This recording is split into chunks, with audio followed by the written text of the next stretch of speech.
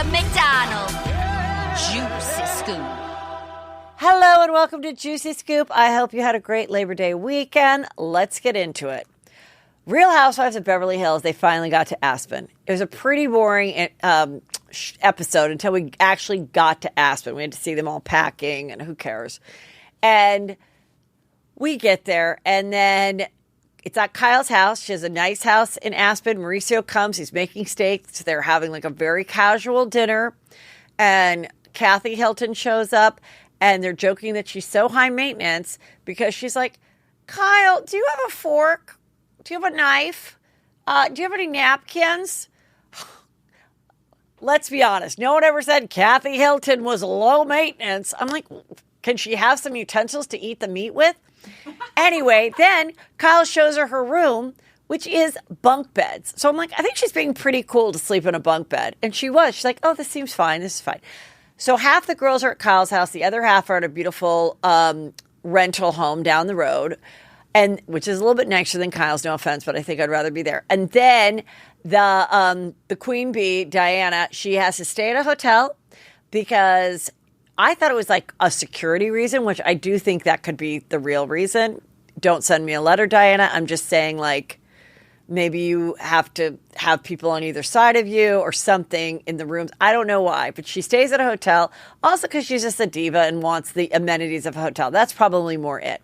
But she does have her stylist come with her who has to like zip up her ski jacket. And she also admits to Garcelle before that the reason she does that is because she has like Ghostbusters is what she called them, but like people that sage the place, get rid of the energy. When she is honestly like brings up some darkness into the room. So just kind of ironic. So they after they have their corn on the cob, they're sitting around and Lisa Rinna's like, look what I found in my room, a Ouija board. Yeah, right. So they sit down and of course, Kyle, who is, you've heard of teacher's pet. Kyle is what I want to call producer's pet. She's like, okay, let's make sure that we didn't bring these guys to Aspen for nothing. Let's make something happen with this scene. Who still hates each other? And Erica's like, well, Garcelle, I don't know why you brought up my drinking. Why did you bring it up and talk about it with everybody else, but you didn't talk about it with me? And Garcelle's like, Erica, I did. When? When you and I went out, ironically, drinking. I said, why are you drinking so much? Okay, well. And and they're like, well, why do you what else is your problem? And then Sutton's like, well, why doesn't anyone feel badly that I was called horrible names by Erica at the reunion? And everyone's like, what? Who cares about that? And they flash back. And at one point, Erica says to Sutton during the reunion, it was a bitchy thing to do. And you are the worst word that you could call a woman. They bleep it out. And she's like, why did nobody care that they called me that? And then Diana, the new girl, Diana, who's staying at the hotel, says, because you are one. Ha, ha, ha. Erica falls over, claps her hands, and she's like, ah, ah. Garcelle's like, this is horrible. Sutton's sitting there. Other people are laughing. Lisa Rinna's like, doing her face. And at that point, it is honestly the worst slumber party. Honestly, it reminds me of the one time, no offense to public school girls, but I was invited to a public school girl party, and I was the only one that went to the Catholic school. And I'm the Sutton in this. I was the Sutton in this situation. I couldn't say the right thing. They were being mean to me. I was crying. I woke up the next day and they'd put cat litter in my sleeping bag with a cat litter shit, hoping that I'd roll over on it, but I like never really moved when I slept. Anyway, that was Sutton. This was the meanest, like middle school, awful, not even middle school, like maybe middle school. I don't know. It's like 6th grade. Just horrific. And they're all laughing. Sutton's sitting there crying. And Garcelle is like, you guys, she's crying. And then Kyle's like, don't be a victim, Sutton. Don't be a victim. And she's like, well, I'm not being a victim, but it does surprise me that nobody came to my defense or said anything to Erica that it was wrong, that she called me like the worst thing that you could call a woman. And then Garcelle's like, well, I didn't appreciate that Erica called me a liar. That's why I stopped following you guys on Instagram. And then Kathy's like, there's 3 things I don't ever want to be called: a liar, a thief, and a pedophile. And they're all laughing about the pedophile. And I'm like, okay, again, Diana, don't send me a cease and desist, but look it up. Interesting word of choice for the circle. And then there's the thief. Okay, people think Erica's the thief. Who's the liar? I don't know. It was just like, and I was like, well, you didn't say racist, Kathy. Okay, that's a little foreshadowing. Anyway, it is a dark freaking situation. And she's just sitting there, Sutton. She's Heather McDonald from the private school with the mean public school girls, just alone with cat shit being planted in her sleeping bag. And she sits there and like they're, and Kyle's just like, no, and trying to explain that this isn't it. And then Diana says, Garcelle goes, why won't you forgive her? And they flash back at all the times that Diana said that she would forgive Sutton. And she's like, I don't like you, Sutton. I don't like you because you made fun of my miscarriage. And Sutton's like, I said I was sorry. And she's like, you questioned it. When I went to Garcelle's party, you made fun of it. You questioned it. You acted like I wasn't telling the truth. And meanwhile, you had a miscarriage, but you're just mentioning it now, which is basically she's calling her miscarriage. I mean, the subjects of this evening were so awful. And they're like, well, we have an early day tomorrow. Who wants, to go skiing? So they leave. And we're going to see it next week. I mean, it looks like next week's episode, they go skiing, they have some fun, and then Erica is going to go crazy. And she, in the previews, she is like yelling and saying like, I don't care about the people. What about me? I only care about me. And Marina's like, don't say that. And Kyle's like, Erica, don't say you don't care about the victims. Like, so but I don't think we're going to see anything with the Kathy stuff next week. I don't know. But it's juicy. Almost as, here is, I was going to say, if you're watching this on YouTube, you guys, please subscribe to YouTube. I'm about 10,000 subscribers away from 100,000, in which then I get like a big present. I get like a plaque for YouTube subscribers, and I think I really deserve it, and I think The Office would really enjoy it. So can you subscribe to my YouTube page, please? Thank you. Anyway, the Bravo chicks showed the picture of Erica, I have it here, laughing after Diana said, because you are one, about poor crying Sutton. And they wrote, this is dark, this is bullying, this is not entertainment. And then I don't get this, but they showed something where the Pretty Mess had commented, wow, I knew about jewelry, shopping sprees, and plastic surgery, but this really threw me for a loop. Oh, I think she is referring to Tom Girardi buying the condo for his mistress. And then Lisa Renna says, oh, Sutton, here's another LA Times article for you, honey. I don't know if she meant to write honey or she just misspelled it, henny. Like teasing her that Sutton knew how to read.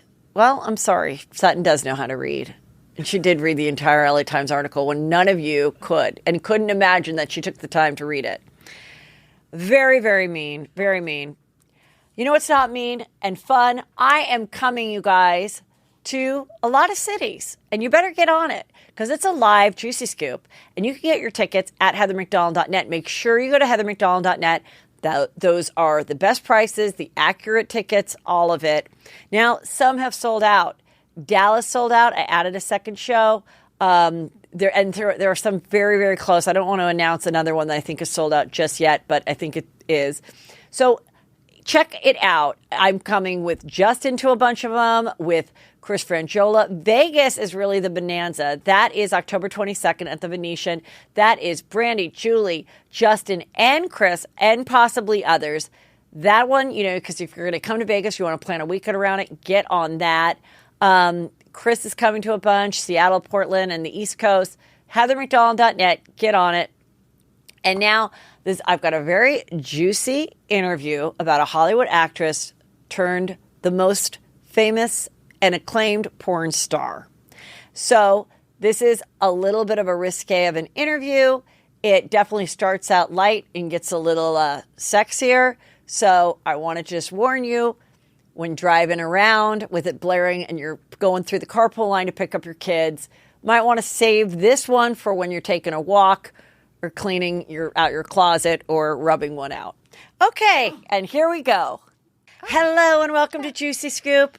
I think we're ready for a real juicy interview. Juicy. I'm here with Maitland Ward, who was an actress. We're going to get all into it. Not only were you in White Chicks, we realized, but best known for your role in the hit show Boy Meets World. Yes. Now you have a book coming out. It's out today. How Porn Liberated Me from Hollywood, and it's called X-Rated. Rated X. Rated X. And I'm just ready to hear your whole life story because you had a traditional career as an actress, doing sitcoms and parts in movies and stuff. And now you are very happy being an extremely successful porn star. Yes. A lot of people use the word, I once joked about this. I'm like, not everyone's a porn star. That's true. But the minute you do one tiny porn, it's like porn star. No, I know. I don't think everyone's a porn star, it's but like you are. It's like saying, like, people are like, television star when they've done like one guest part. Reality star. Right, you're like, right. I don't know if you're a reality star. But I honestly, I'm so thankful, like, to my fans and everything. Like, I am an established porn star. So award-winning. I think once you win awards, that's when you can say that you were an established porn star. And I want to get into the whole thing of how you came here and, you're the happy porn star with the glowing skin. So good for you. Thank you so much.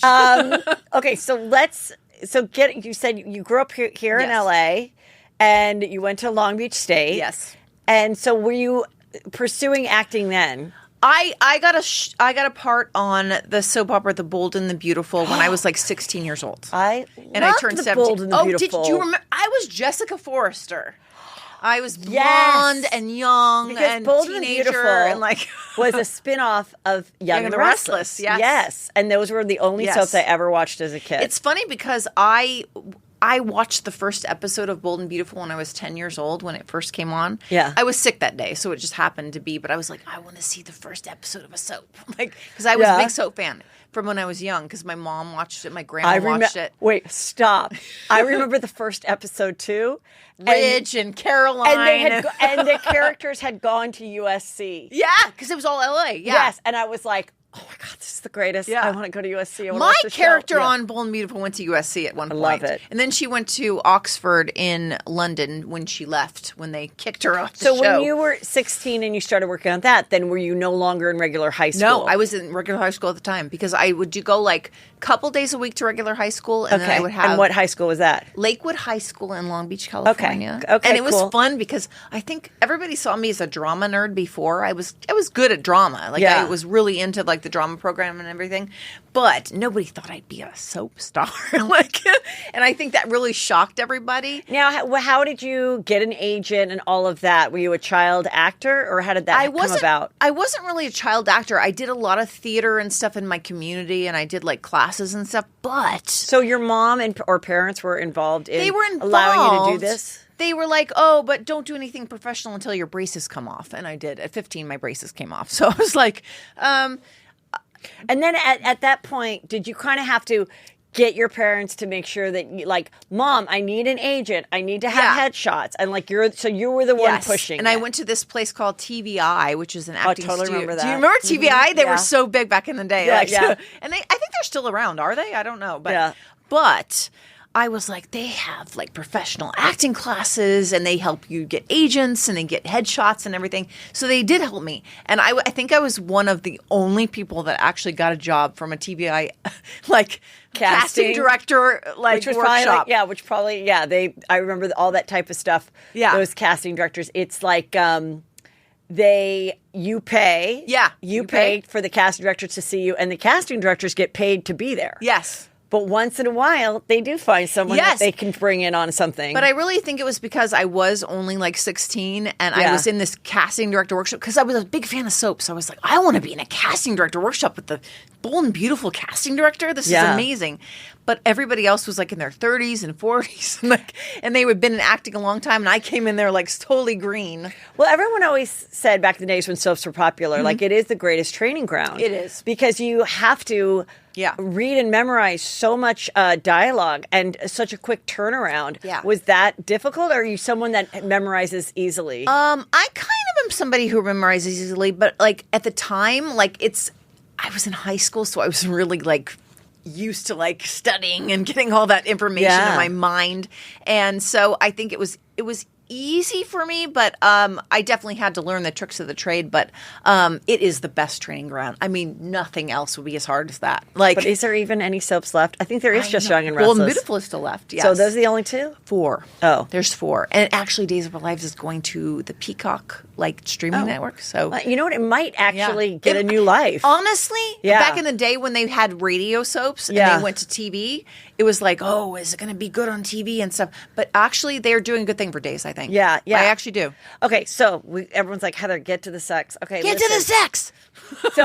But when did you get Boy Meet World? How old were you there for that? I was about 20, I think. It was after Bold and Beautiful, and I had gone off the show for a little while. But all of my success happened in a very short span of time. Looking back on it, it seemed forever at the time when I was young. But so I didn't get it very long afterwards, and it was funny because I started off in a very dramatic role in the soap opera, and then to get sitcom, but sitcom was something I really loved to do. And so what was your role on the show? You were on Bold and Beautiful? No, on the Boy Meets World. Yeah. I would say I was the sexy roommate of the boys when they went to college. Like, it was all these kids that grew up on Boy Meets World, and then all of a sudden they went to college, and it was the college years. Okay. And I was the sexy roommate of Will Friedle, Eric, and Jack, who was Matthew Lawrence. And so that was in front of a live audience? Yes. And so now I read a little bits about articles and stuff that you touch upon in the book. Yeah. But looking back now, what are the things now that we know so much about Hollywood and how women are treated differently than men, and especially even a few years back, what do you want to share about that now you're like, I can't believe that this happened, or I didn't realize it at the time? It was interesting because writing the book, I actually realized a lot of things that happened that I didn't give enough thought to at the time, right? Because I thought, I'm an actress, I'm going to do my job. It's okay to go. At one point, I was asked to go up to the producer's office over and over again to try on lingerie for a specific episode, right? And it's like, nowadays I would be like, why do you have to see me in all of this lingerie over and over and over again? So it's a very basic lingerie. It's not like, but they needed to get it right. Okay, supposedly. so wait a minute. And I thought that was my job. Okay, because I've been on TV. Yeah. And have you ever done that? I've never done lingerie type of stuff, but it was because I was always just funny, whatever. But normally the way it works is you go to wardrobe. Yes. Let's say you're doing a scene where you have to go to a cocktail party. Yeah, and exactly. They're like, okay, the star is wearing red, so I brought you blue, green, and pink. Right. These are the 2 that we like. They take the Polaroids, and then they send that to the producer, who then chooses the pink. Exactly. Never in my life have I gone to the producer's office in the outfit. I know. And so they made you, instead of doing the Polaroid. Not 1 time, not 2 times, but 3 times. For a basic set of a little, a little camisole and. Yeah. But they made me try on the way worse one. It was not worse, and this was just one producer or a couple? No, it was a whole, 15 of them. Seriously. Were they all guys? Yes. Maybe 1 was a girl. Yeah. But it was a whole room of them. And I remember the executive producer, Michael Jacobs, was like, oh, I'm so embarrassed to see you here because you're like a daughter to me. But I'm like, you've had me come up here 3 times in all this lingerie. And it was we have to get the right lingerie. It's really? Did we? I know. Take a Polaroid. Take pictures of me. It was really an odd experience, but I thought it was my job, and I felt so insecure about my body back then and stuff. Even though I was a string bean,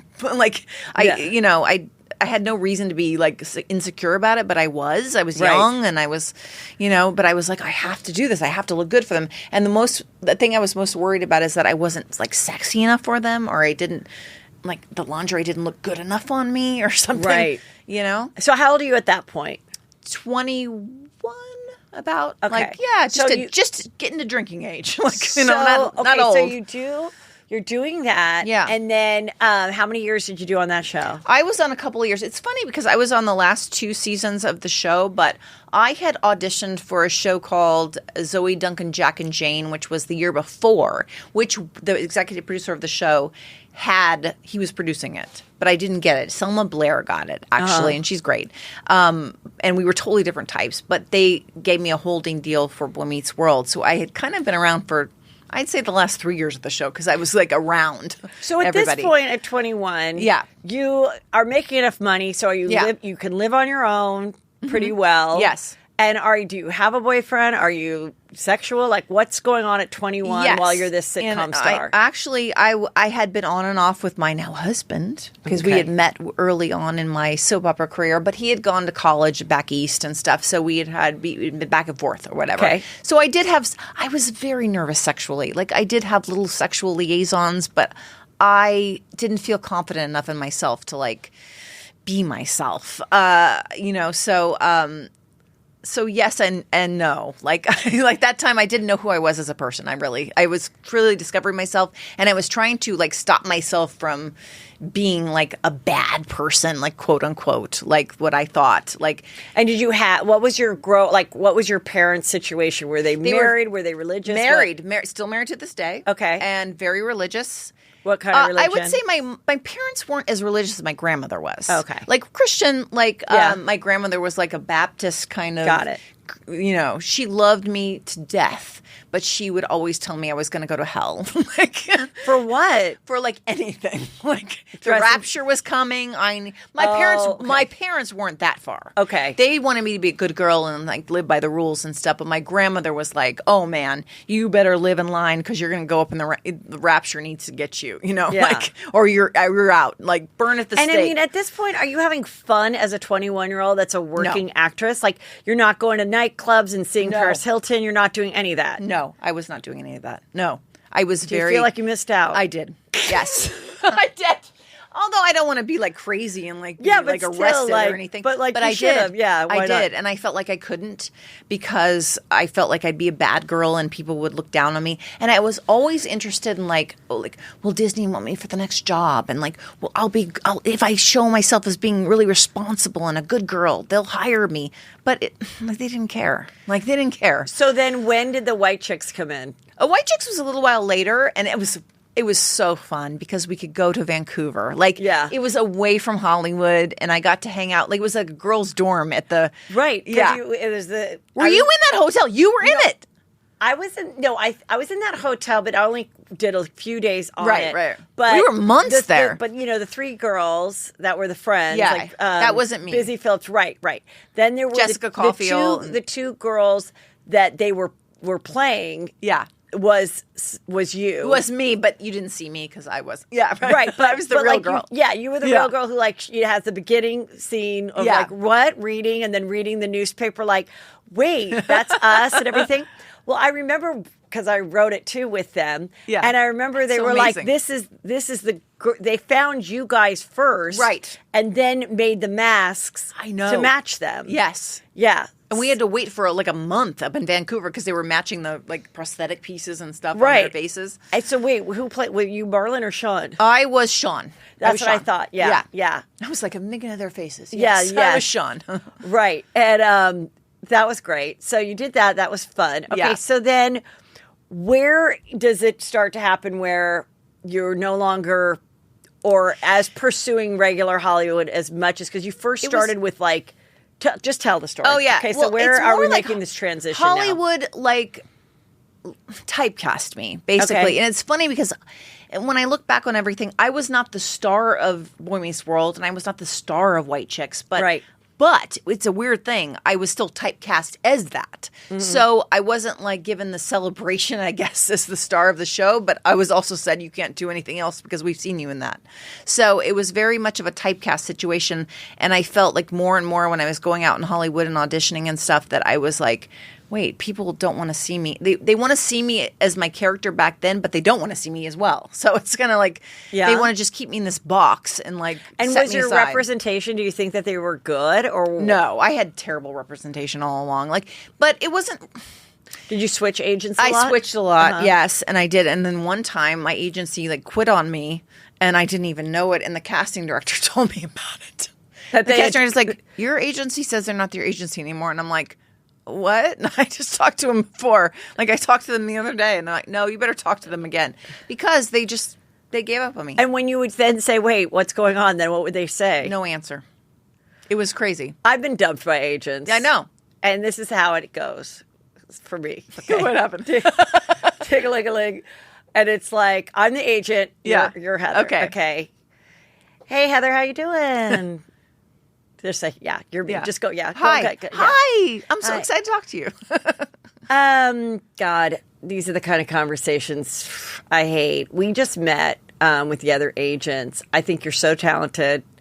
I think you're funny. I think you're a great writer. Really should be pursuing that more. And, but, we just don't feel like we can do the job for you anymore. It's like, and you got the call. I didn't get the call. I'm letting you know what the call is like. So maybe it's better you didn't get give me the call. Maybe it's better you didn't get the call. And you're like, all right, okay. But it is pretty, I know what you mean, it's though. pretty disheartening because you're like, Yeah. But then as the agent, I'm always like, I almost have more sympathy for them too, because I'm like, they only have so much time, and for whatever reason they think, and if they really think like, I don't believe in you anymore, and I'm not picking up the phone, you should try to find someone else who's hungrier. At least they told you that. Yeah.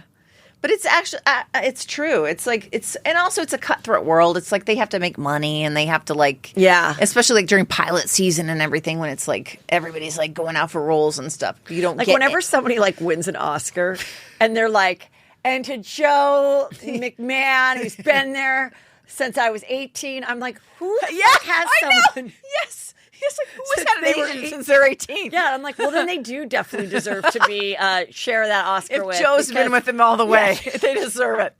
I'm like, what on earth? So, okay, so you're getting a little disheartened. Yes, I'm getting disheartened, and I kind of like separated myself. Well, Hollywood separated itself from me, but I also was at the time discovering myself. Like I was like, I don't want to be that same girl that was like on Boy Meets World or auditioning for all those things. I wanted to like see who I was as a person. And actually, I got married and moved to New York. Okay. And that kind of gave me a breath of fresh air, I guess, because I was away from the Hollywood scene. Because when you're in it, you're like, people are on you all the time, Well, like, and you're just around it. Yeah. And, this party's going on, this audition's going on, and you feel like you're in competition all the time. Yeah, especially like a pilot season. Oh my God, pilot season is the worst. And then you go into the room and you see all the girls and you're like, I know. Or you find, I remember one time I went out for a pilot. It was called Townies. It never really made it. Wait, I remember that name though. What was it? I'm sure you went out for it because they I wanted probably did. They wanted a redhead, a blonde, and a brunette. Probably. Kind of like just, it was like when everybody was trying to get their friends. Yes, that's So what it was all these 20-something, three girls living on their own or whatever.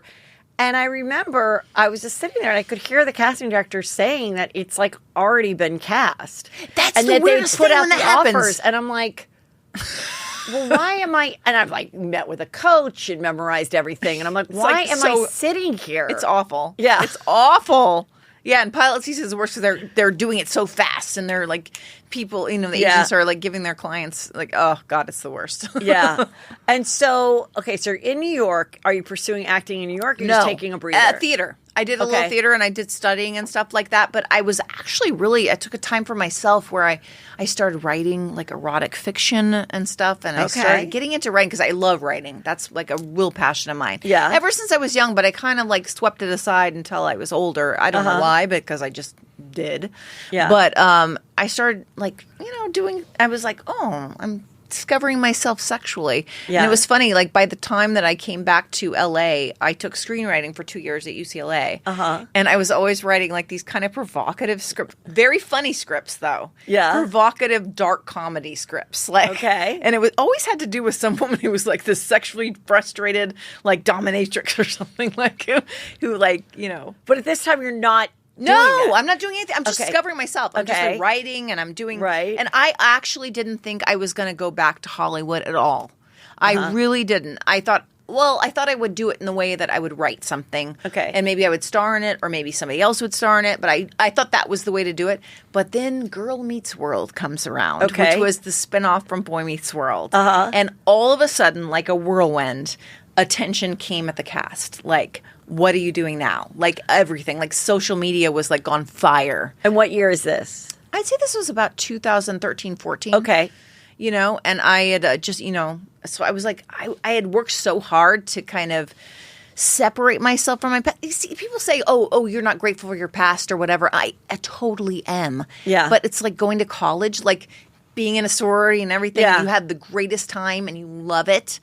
But you don't want to live there for the rest of your life. Right. You Yeah. know? Yeah. You know, can you go past that too and remember the good times? Yeah. So that was kind of how I felt about it. And I still feel about it because I did love doing it and I'm grateful for doing it. But now I want to like do my own thing and kind of expand beyond that. But there was so much attention when Girl Meets World came around that I was given a choice, not specifically by anybody, but like myself. I could go back into like the past and like really live in that character again. Were they asking you to be in it? Yes and no. Yeah, in the beginning, absolutely. I was told I was going to be in many episodes of Girl Meets World. But So what was it going to be about? well, it's about like Corey and Topanga, the stars of Boy Meets World. They're kids, so it's Girl Meets World, the daughter. She was meeting the see. world. Okay, got it.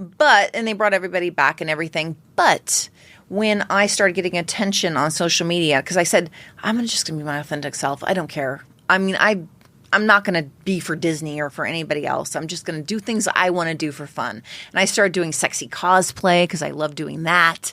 And what is that? Just sexy costumes? Costumes, yes. Okay, yeah. Like a photographer found me on a red carpet one time that he gave me like an authentic slave Leia costume from Princess Leia from when she was tied to Jabba the Hutt by chains. Yeah. And it was fun and I loved it. And it's something that I just like to do. Okay. So I did a lot of that and I did a lot of And like so then your Instagram started to grow. yes, it Okay. started to grow from people just being interested and like, wow, she's doing sexy pictures and she's doing, you know, Yeah. bikinis and all this. It wasn't porn at that point at all, but it was just like, you know, kind of racy stuff. Yeah. Well, Disney and Michael Jacobs, the executive producer, were not happy with this and they did not want me representing the show like this. Okay. Even though it was just bikinis and cosplay. Yeah. So that became it became a problem, but still at the same time I was wanting to grow away from the character of Rachel from Boy Meets World.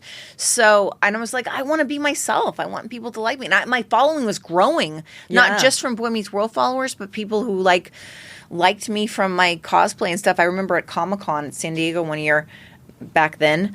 I remember the first time somebody came up to me and said, "I'm such a fan of yours," and I was like, "Oh, So you Boy went, Meets World." did you go as like a star to the No, I Comic-Con? went. You just went as like a nerd? Yes. Oh, okay. Yes, and they So came you're up to just- me and you're I was just, like, walking around like any Yeah. other person? Okay. I mean, no, I did some appearances at Comic-Cons that were like celebrity, I guess. But Okay. like I really loved walking around as a nerd.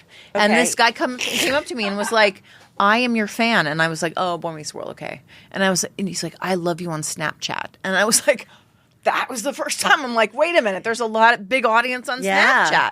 But no, I really do. I don't like sitting at a Comic-Con and like, I'm not the kind of person who's going to charge you for selfies. Yeah. I don't ever do that.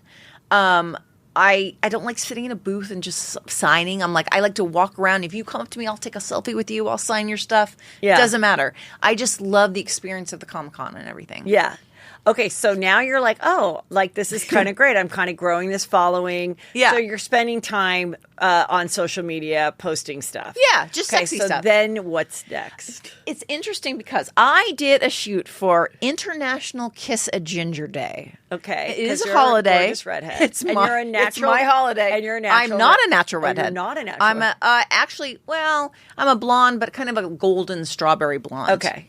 But yeah, I enhance it over the Yeah. Yeah, good. Yeah.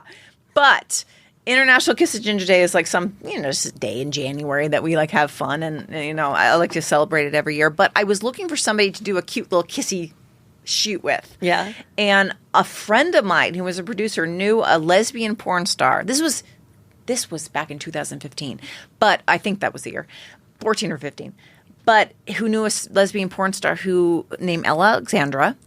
And she was cute. Adorable little redhead, and she loved Boy Meets World, and she was like, I'll do the Kiss of Ginger Day thing. Yeah. And we did it, and we were like, we did our cute little pillow fight, slumber party shoot. And then at the end, we got naked. We got totally naked at the end and did these like scandalous shoots that never saw the light of day until years later. And I remember at the end of the shoot, she was like, you're going to do something in the adult industry. And I was like, I don't know. I was just having fun. But she was right. So years later. Now, wait. Okay. So now, have you been with women at this point? Yes. I had been with women in my personal life. And did you and your husband have like a more of a non-traditional sexual relationship? Do you include other people? Not at once. Like, he's very open to me having women in my life, like, because I need that kind of, and he was very open to me exploring that side of myself with women. He has no issues with that. And like, when I started filming with women and stuff, it was it wasn't a big deal at all. But we don't have a traditional open relationship or anything. But like, you never had a girlfriend that like, you're like, I'm going to see my girlfriend Jenny tonight. Yeah, kind of. You would? And then you would have sex with Jenny and come back the next day and it's fine. Yeah.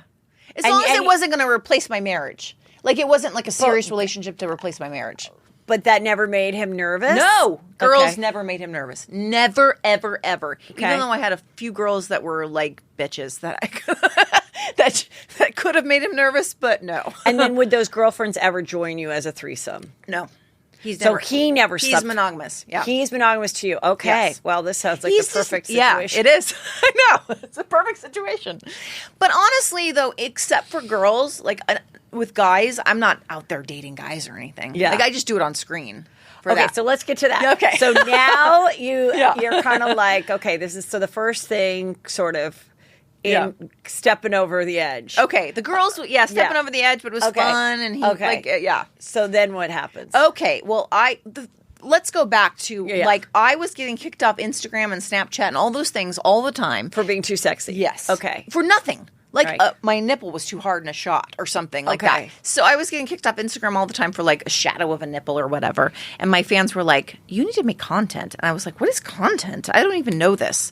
But I looked into it and I started a Patreon page, which is basically people who are patrons of you who will pay anywhere from, well, in my case, $15 to like $300 a month to get your content. And I was like, one night I was like, I'll just make a page. Let's see how it's going to go. And then I was like, I don't know. I'm not going to announce it. It's embarrassing. Maybe they'll give me $500 a month and could put to a photo shoot or something. Yeah. And then the next morning, 20 people had signed up. And I was like, wait a minute, I didn't announce it yet.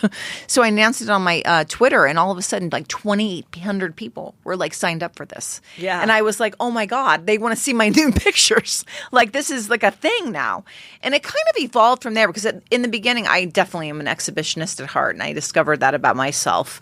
And I liked taking the Playboy style pictures and the cosplay pictures and doing all that nudie stuff.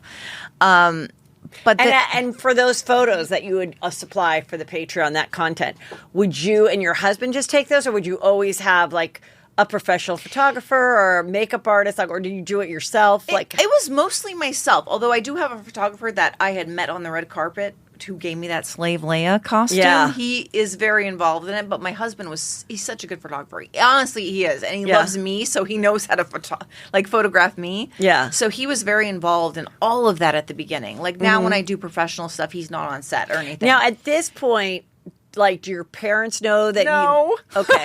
They knew that. No, actually, they were fine with me taking, like, Playboy-style photos. Okay. They knew that.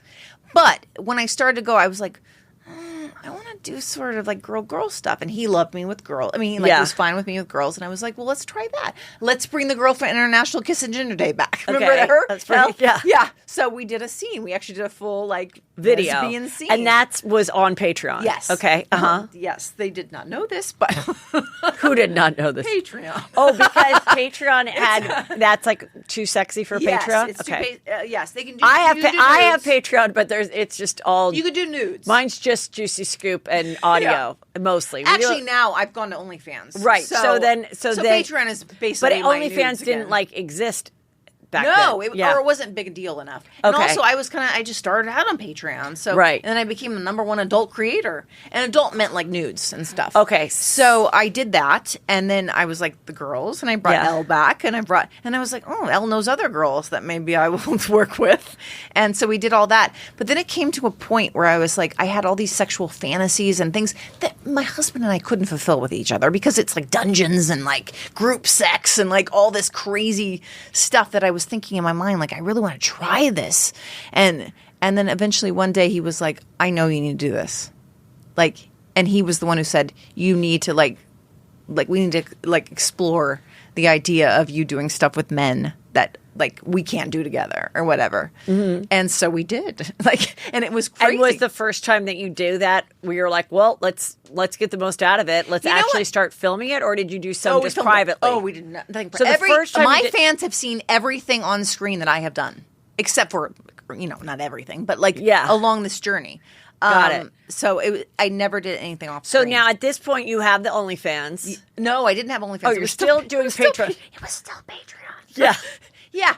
And they were like, we don't see anything. We're making all this money a month off you, but wink, wink, we don't see anything. Okay. They're going to cancel my account now. Do you still have Patreon? I do, but I don't use it for that way anymore. Oh, okay. Yeah. So, all right. Past that. So that you have Patreon and then you got OnlyFans. Oh, man. My Patreon was on fire back then. Yeah. And the Reddit boards would be like trying to steal my content all the time because I was like the first time I actually did a scene with a guy, like I first did a blowjob. Okay. With a wonderful guy. And so I tried that out. I just wanted to do the blowjob. Yeah. Like oral sex. And are you filming all this stuff like at your house, or do you have like a studio now like at this point? a hotel room. Oh, okay. Yeah. And then I did another scene with a guy, and they were both porn professionals who have been in the business for over 10 years. Yeah. And I happened upon them from my original, like talking to Elle, the lesbian porn star who introduced me to somebody. And then if I would not have had such great experiences with these guys who were so professional, they taught me the ropes. They taught me. Now, what makes a professional porn star? Like what? Like, a professional actress or a makeup artist is someone whose brushes are clean. They're on. That's true of a porn star too. Their brushes are clean.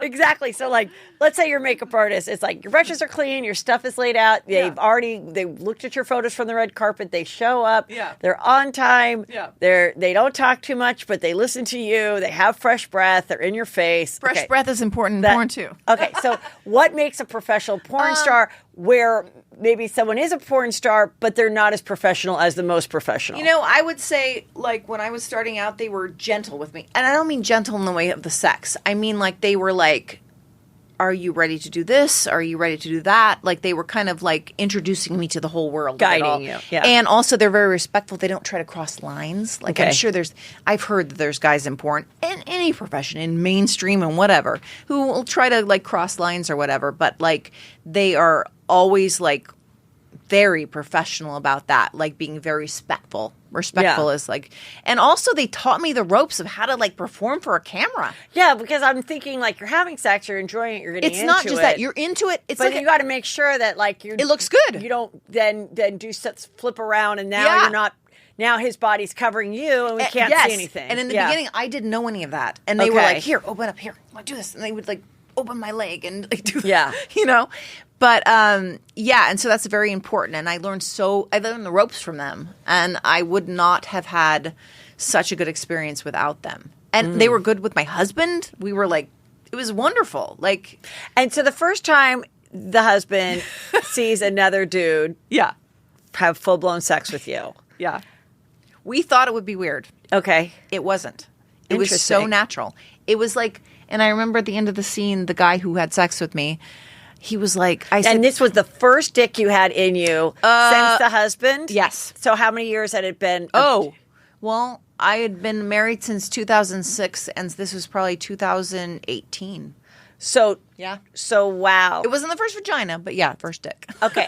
And was that kind of crazy then? It was crazy, but I was like, it was so freeing. And the fact that my husband was there and watching, and he knew I needed this, and he knew I needed to explore myself as a sexual performer, it was so great. And I remember asking that performer afterwards, like, what do you remember about this? And he's like, I remember you weren't nervous. And I thought you would be so nervous.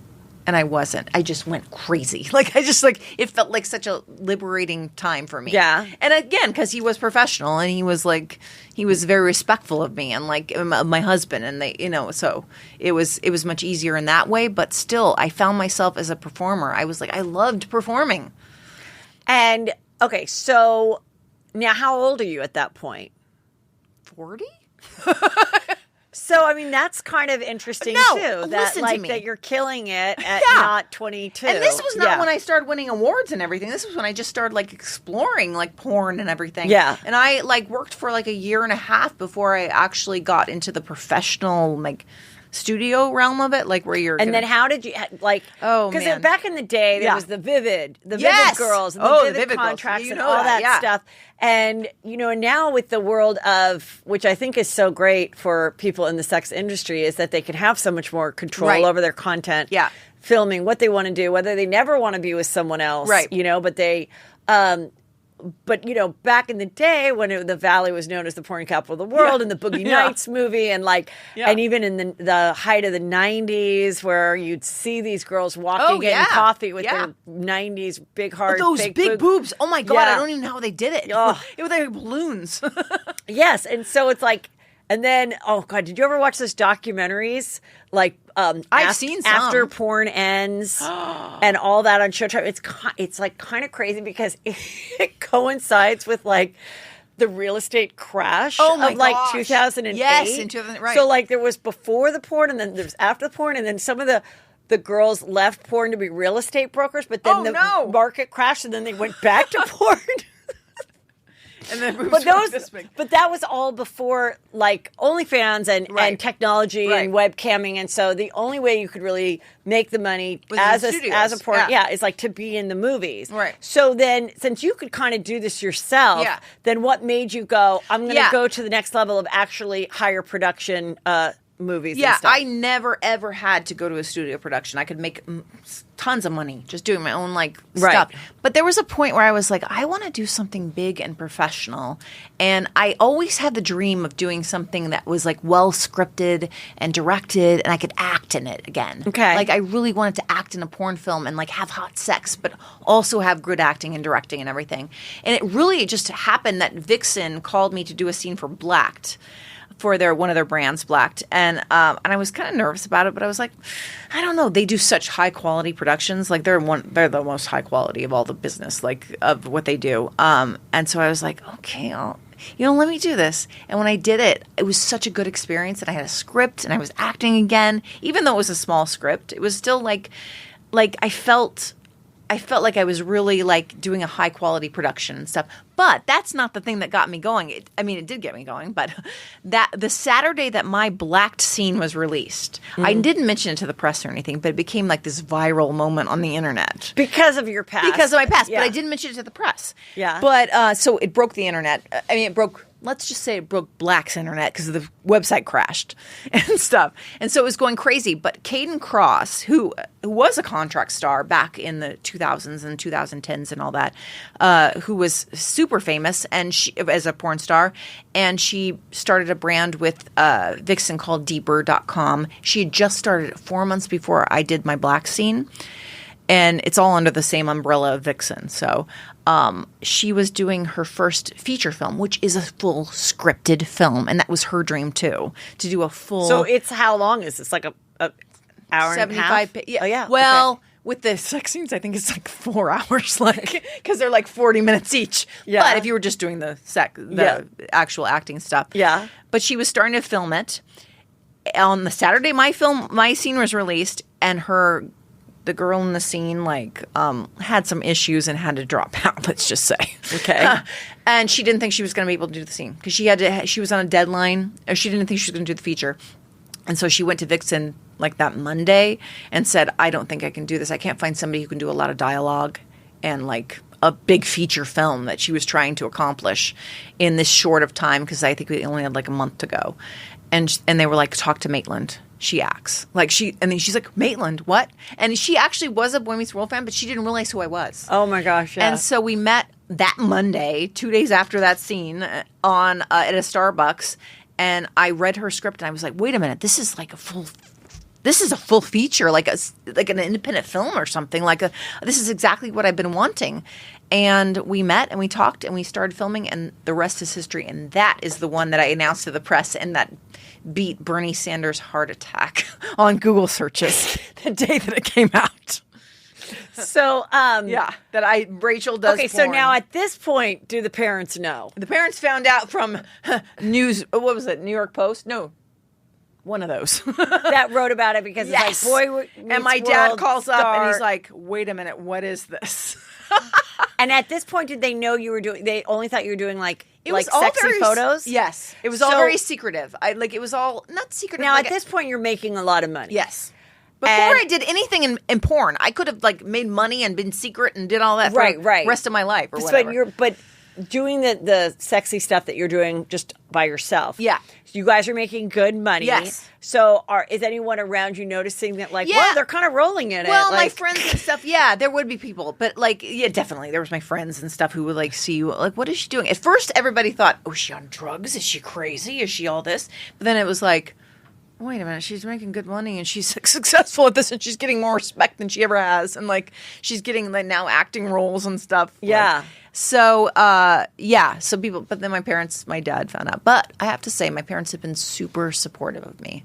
Yeah. Super. I mean, I'm 45 Do you have any years old now. siblings? No, I'm an only child. Okay. So I think that helps a little bit. I didn't have And any did you siblings. guys have any kids? No. 2 dogs. That's nice. Okay, so you got the awards. You go to the AVNs. I know. I didn't even think I would be nominated, and then I won. I've won so many. I've won, I think, as many awards as I've been in scenes.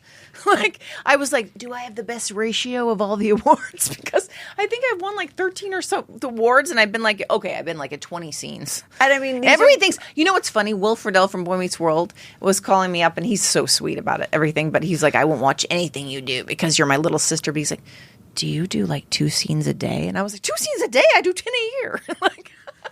You do 10 scenes a year. Yeah. I mean, I do big features. Yeah. I do the big deals. Right. So you're not boning 3 different guys. No. In 3 different movies in a No. day. I do the big feature films. I think people have the vision of that's what he was thinking. hot day in the valley, and you're just driving, That's and what he asked you're me, and I was wiping no. your crotch out with a wipe in between scenes. Yes. What have you honestly, I'm very interested in porn, and I never. I love that. I never watch it. You need to watch mine. No.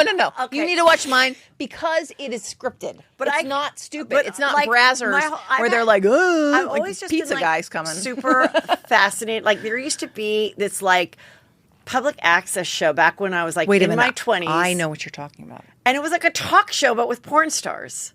Yes. What was that? I don't know, but I would watch it. And I was fascinated by hearing these girls' stories. I remember that. And so, I knew them. Yeah. Yet I still, never really watched it. I was just kind of fascinated. Yeah. How they got into it, how they were, the happy porn star, and how. Yeah.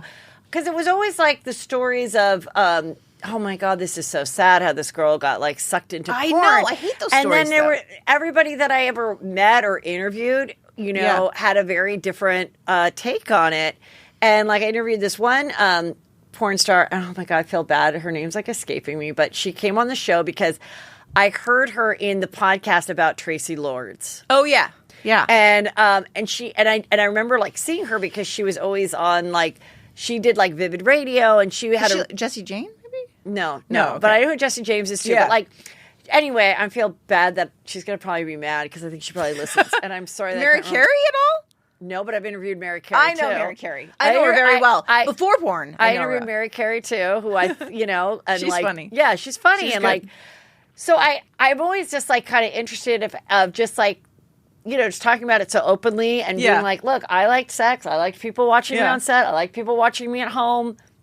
Like, I'm good. And how many people are able to have, like, the monogamous marriage at home, but like this is the work and this is the that.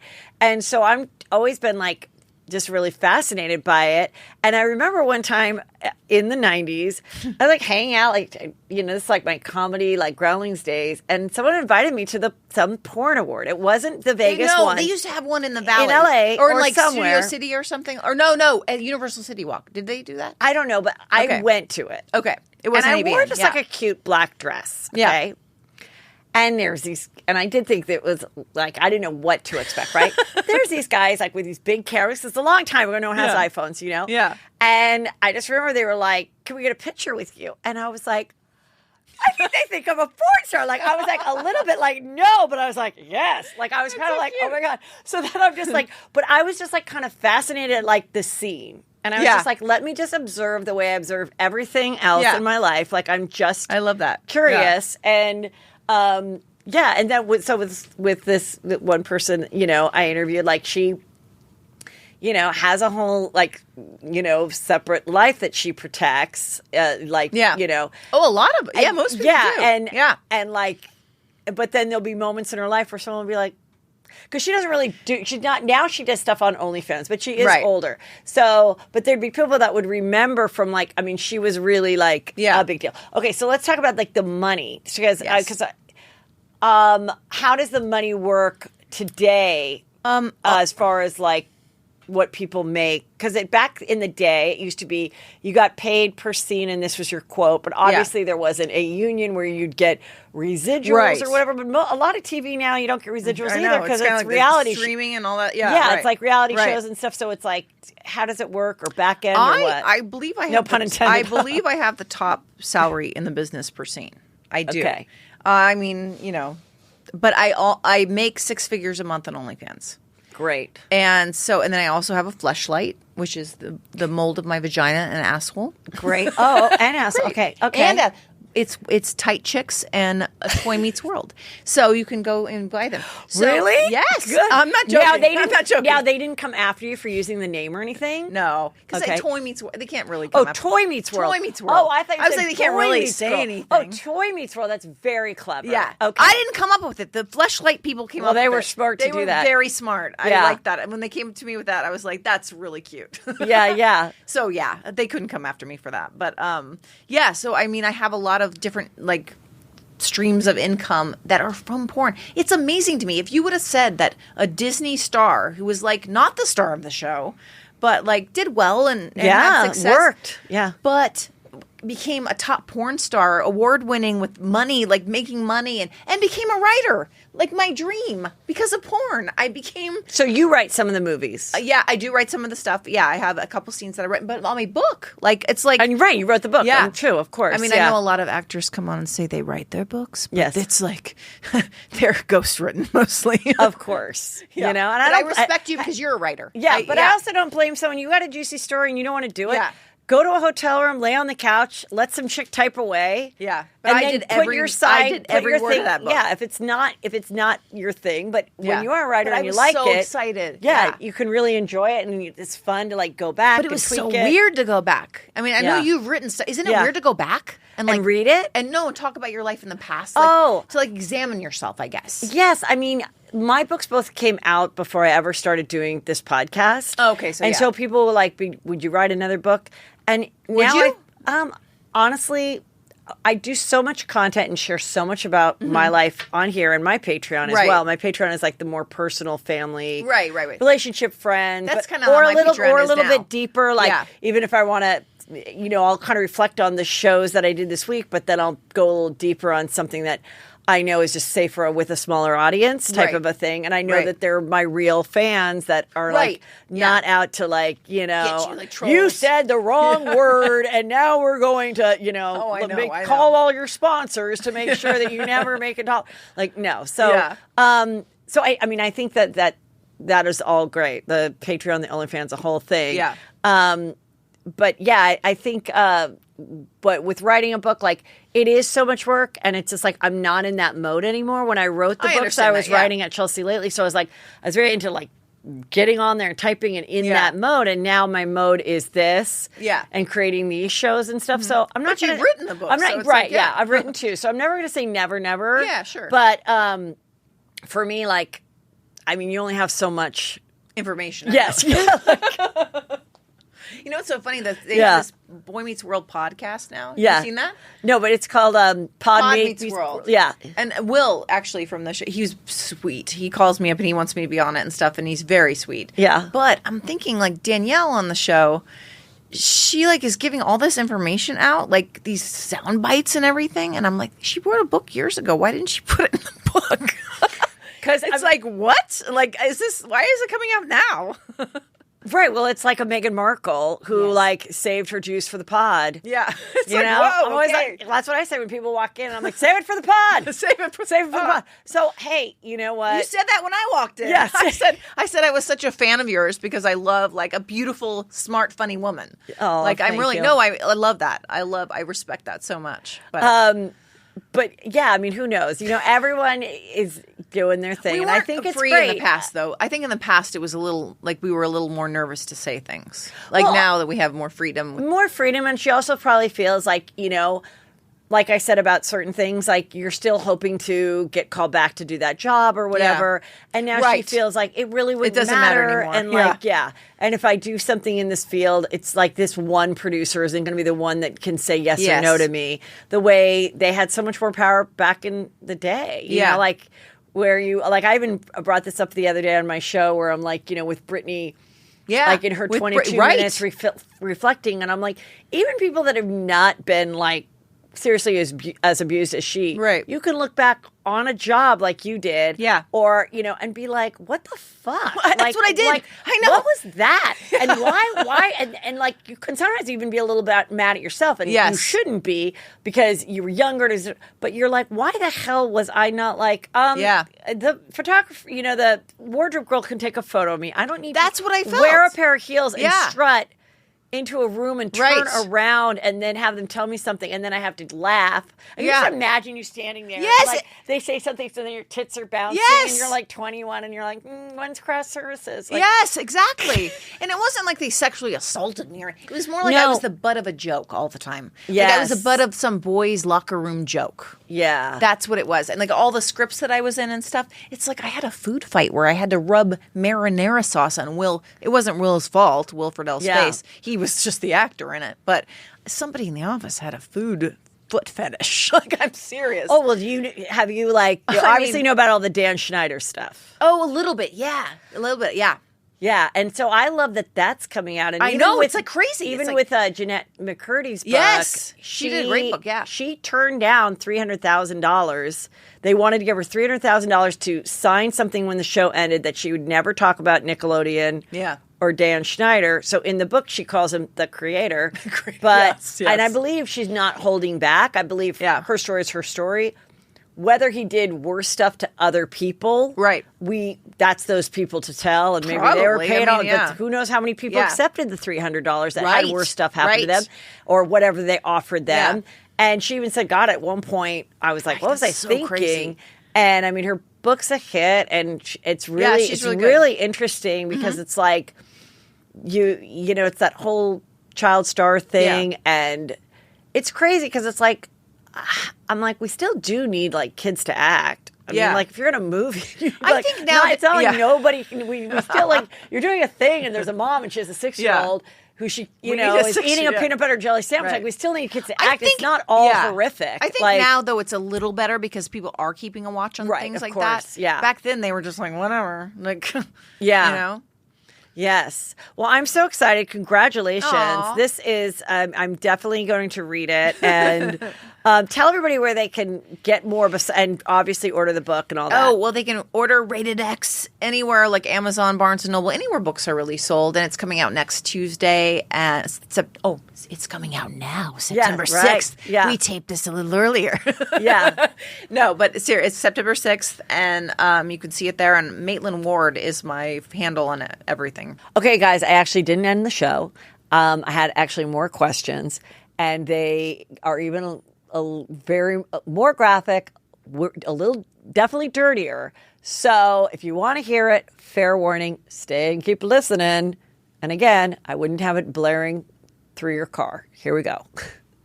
So yeah, and what would you tell like someone who is a young girl that like, or not young, or just someone that like is like, you know what, this is what I want to do? And I mean, is there ever a point where you're like, I'm going to stop doing this? Like, do you have a date or anything? No, and it's not, you know what, I want to tell everybody, and this is really why I wrote the book too, it's not about me doing porn. I mean, that's the shock factor or whatever, because I did something so more salacious than most people would do. But if somebody is telling you no, like I've been told, like in the past, you cannot be sexy. No one will pay a dime for you being sexy. Who said that? My publicist at the time. And he was trying to be helpful, if he was. This is when you were still doing mainstream acting. Yes, but it was around the time when Girl Meets World was coming out and stuff. And he's like, don't put up the sexy pictures. If they wanted somebody sexy, they'd choose somebody 25. And so, and I was, getting to be late 30s or whatever. And I was like, but then at that time I was like, I was old enough and I guess smart enough to think, no, I'm going to be my own self. And I think that's true for anyone, especially women. They need to go out and forge their own paths. If people are telling you no, they don't want you to succeed. They don't want you to make your own path and stuff. So I really think it doesn't have to be porn. It could be, you could be, want to be an artist or like a gardener or whatever you want to be, like a chef. Like, but if it's something that's passionate to you. You had such a positive experience because I think you were older, because you worked in the business, because you took kind of honestly, like a kind of cool step into it with the Instagram and the Patreon and the OnlyFans and then the full, stuff. Like, is there anything that you would say, don't do this or do this, or what I would tell some, or to be careful, or like any kind of advice, like someone that is thinking, I think I'm going to make porn? Like get into porn or get into this field. Like, I think OnlyFans is a great way to do it because it's your own stuff. You're not being controlled by anybody else. You're doing your own content and stuff. Yeah. But it is important to, like, if you don't have any following or anything, like mainstream porn is something that you would want to do. Like, but like if you have no following, yeah. So I always wonder that everyone from a different way. Everyone's starting like an OnlyFans, and I get that, but I'm like, well, if you're just they're like kind of peeling off now, though. The ones that just came in like a nurse or something, or like, who wasn't really serious about it, but in the pandemic they were like, because it is a job and you have to be. It's really like podcasting. Serious. Yes, exactly. There's so many podcasts and then people peel off because they're like, it's too hard. I can't do it. Yeah. So it's like that exactly. To have longevity in it, it's very difficult. But I would say that definitely listen to yourself. Know your boundaries and know your limits. And I think that's true for acting, for any actress coming into the field. I mean, in the porn, since this is the end of the show, like, is there something that you won't do, or like that you were like, I never thought I would do this? Oh, like, I never knew I'd be so good at anal. Okay. No, honestly. Had you done anal like in your private life? But not in the massive dicks that I later had. Okay. So I have a whole chapter in my book about anal cleaning out and all that. But I've discovered that I'm easily cleaned out, and I took it all right away. I thought right away I'd be like, oh my God, this massive dick. I'm going to have to wait for to warm up. And it was like, it went in all the way right away. Am I surprised? So you love that? So you love that? No, I do it. No, I was impressed with myself. And you know what? I found myself in porn along the way being impressed with myself. Like the first time I did a blowjob, I was like, okay, on my content with my husband, like filming it and everything. And I wanted to like tiptoe into it. So I did a blowjob with a big dick. I was like, wow, I'm good at this. I'm slobbering all over this thing. And then what about? I'm impressed with my husband. Impressed. And then what about do you do multiple guys at the same time? Absolutely. I've done an orgy at 3:30 in the morning, on deeper.com. So there's really nothing with snakes. With snakes, real snakes. Well, snakes are in you. No. They were crawling over us at one point, and then they left the vicinity. We didn't do anything with the snakes. So you have surprised yourself. I have surprised myself. And so is there anything you won't do that other people are doing on film? There's very little. You can, because beforehand, but scenes, like, people will talk about it and we'll like, what is your no's? What are your yeses? Like, what do you not want? And I'm like, I really have very few no's.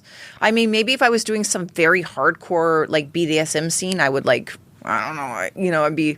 But I'm kind of open to a lot. And I've surprised myself with that. Like, I just did a DP. Oh, that's a double penetration. Yes. I did 2. That means I actually did 2. So that means one is in your mouth and one is in your vagina. No, one's in my vagina and one's in my asshole. And so and they're attached to 2 guys. Yes, of course. Okay. Well, I didn't know if that, like... No, you could do a double penetration with, like, toys or something. Yeah. But yes, it was 2 guys. And that was the first time you'd ever done that? Yes, it was, because it's very hard to find guys in real life like that. And I was too nervous in my past. That want another guy in the scene? Yes. Okay. Because they get very, like, I don't know, like they have their own issues with it. I think it's like it's like gay light or something. Yeah, I don't know. They have their own issues with it. So it's hard to find 2 guys that will want to do it in the same scene like that. Okay. It's easier in porn, but in real life, it's like, Oh, okay. And do the guys still not get paid very much? They get paid less than the women. Yes. Yeah. It's the only industry. I know. When I came in, I was like, wait a minute. Women get paid more. The women directors are winning all the prizes, like all the awards. It's like, it's the only industry.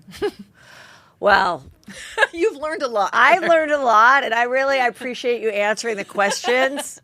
And everybody get the book, follow her, figure it out. Have fun in your own room with her by yourself, or make a business out of it. Do your thing. Do it. Do your thing. Who cares? Just be happy. Yes. That's my theme. Awesome. Thank you. Thank you.